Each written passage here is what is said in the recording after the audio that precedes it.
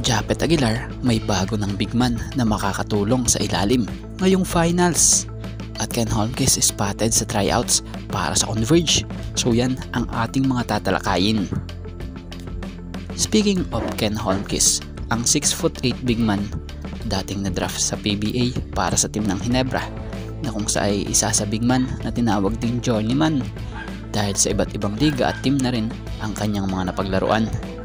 Etong big man na ito minsan na rin nakita na naglaro sa isang 3x3 basketball.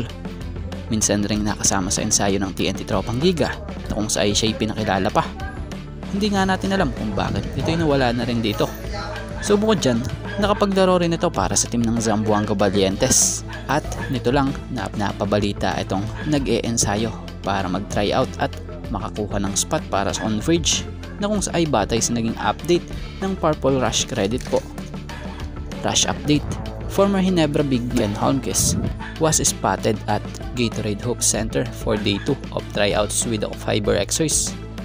The 6'7" big from FEU was also in attendance yesterday alongside Jackson Corpus, whom we featured in our previous update. So hindi lang pala si Holmquist ang naspatan na nagta-tryout para sa Converge, maging ito palang former Magnolia Hatchets na itong si Jackson Corpus. Pero syempre dito tayo muna sa patungkol kay Ken Holmquist.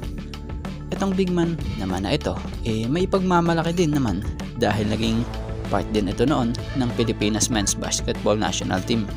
Bukod doon, ito ay nakapag MVP na din noon sa National Collegiate taong 2015 na kung saan ito ay nagtala sa laro ngayon ng 17 points and 11 rebounds.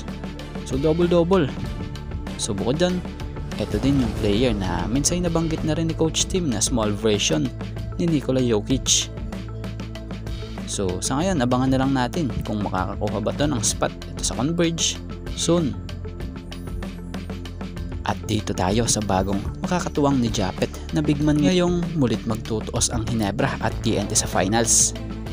Kung mapapansin nyo sa kakatapos lang ng semifinals, nakita naman kung paano nag-complement yung laro ni Jamie Malonzo at Troy Rosario kasama si Japet Aguilar. Last finals kasi, Japet lang talaga yung inaasahan sa ilalim. Kaya naman pag inilalabas si Japet, napipilitan mag-center itong si Brownlee. Pero ngayon, nandyan na itong sila Troy Rosario at Jamie Malonzo na kung sa ay kita din na maganda ang tandem nila, lalo na yung ginagawang adjustment ni Troy pag siya yung nasa center position. Nandyan siya at laging nakaalalay kay Jamie, lalo na kapag gusto nitong sumalaksak na kung sa ay nabibigyan dito or nabibigyan nito ng magandang pick. Veterano na rin kasi si Troy. At ito namang si Jamie Malonzo, yung adjustment niya nga din, mas naging shooter siya ngayon. Kaya naman, hindi sila nagkakahilahan ng laro o nagkakasapawan pag sabay sila ni Troy sa loob.